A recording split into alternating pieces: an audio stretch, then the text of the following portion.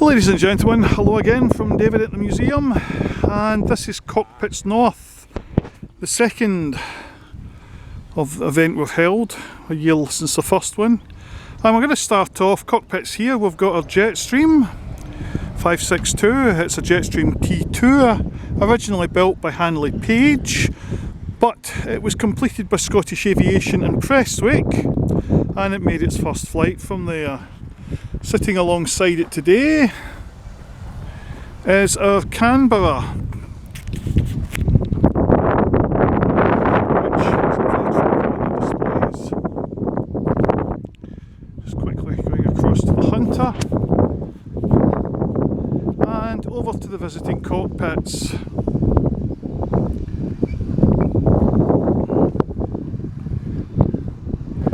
The weather seems to be holding up. We've got some nice sunshine. First up, Whiskey Bravo 760. It's a Chipmunk and it's come up from the Solway Aviation Museum in Carlisle. Chipmunk's especially interesting to me as it's the first aircraft that ever flew in, powered aircraft that is. So that's one for all those ex-air cadets of a certain age. Next up, something new, first time in Scotland at our event, is a Jet Provis T3 X-Ray November 549. It's based down in the Cheshire area.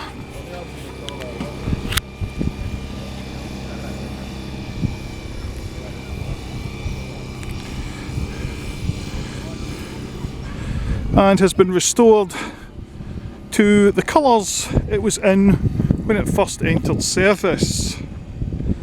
And if Paul Gibbs is looking, here's a nice shot of the cockpit.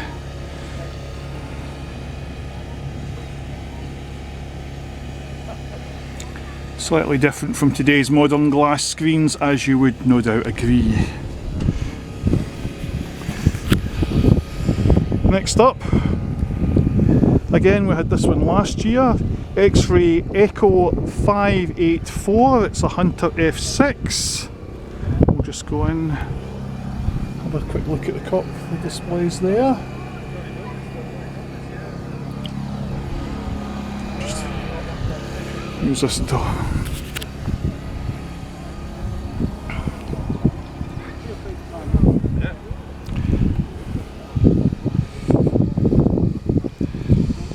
And also from the Stonykirk Aviation Museum down by Stranraer with his Seahawk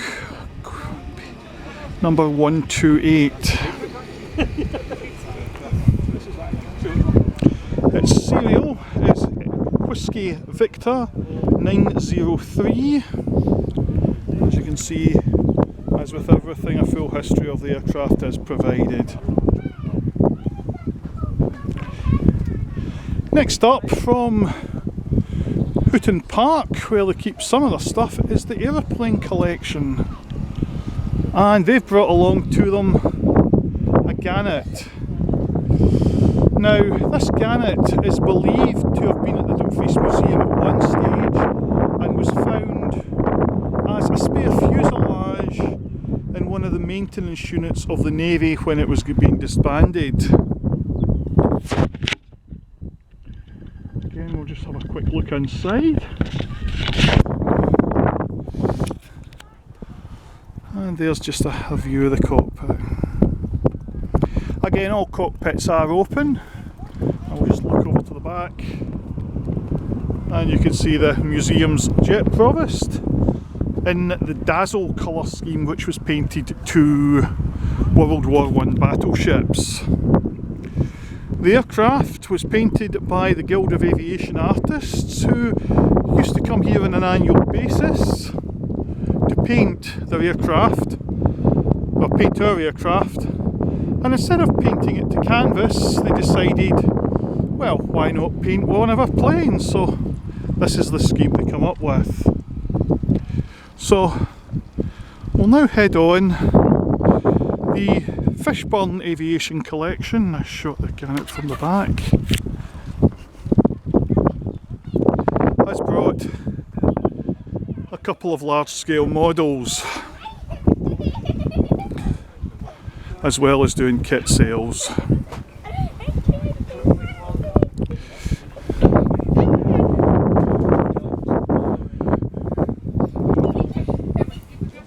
I'll come back later and check what the kit sales are. So, replicas of World War I aircraft.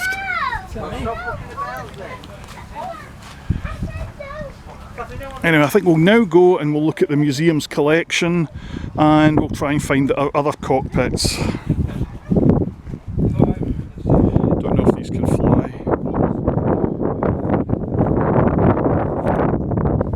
Anyway,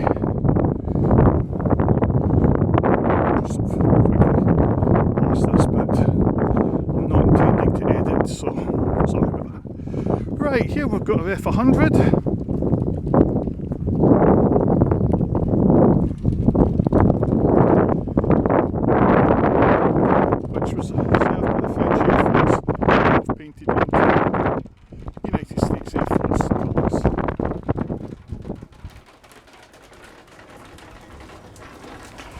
The Draken, Meteor, and from the Belgian Air Force, the T-33.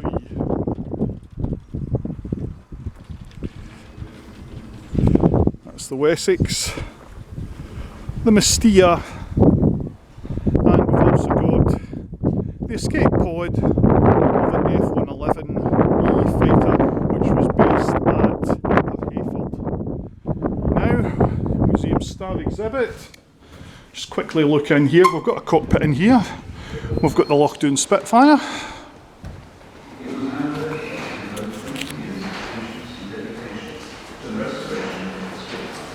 and we've got the cockpit of a Horsa glider, a Hotspur glider.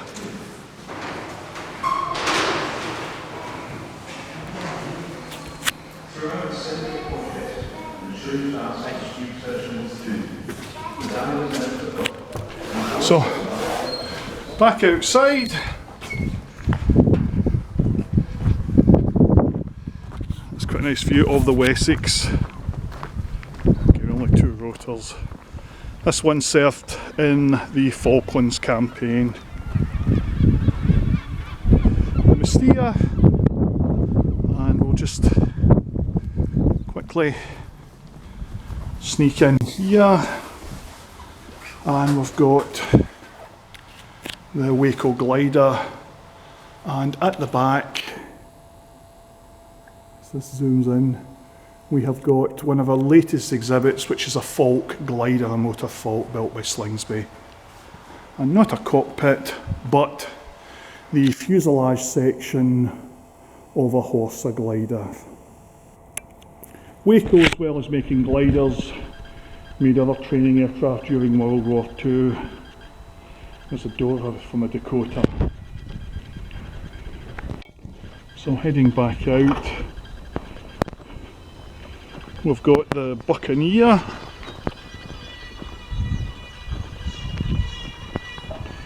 which XT280 was originally at the Dundonald Aviation Museum and has now been restored in 1970s naval colours, last served with 12 Squadron. And finally, here's one for registration spotters. Registration XR726. I don't know if you can actually see it that well. And finally our twin Pioneer nose, which this year is staying within its covered up display enclosure. So that's it from the Dumfries Aviation Museum and Cockpits North 2. I hope you enjoyed this video. Thank you.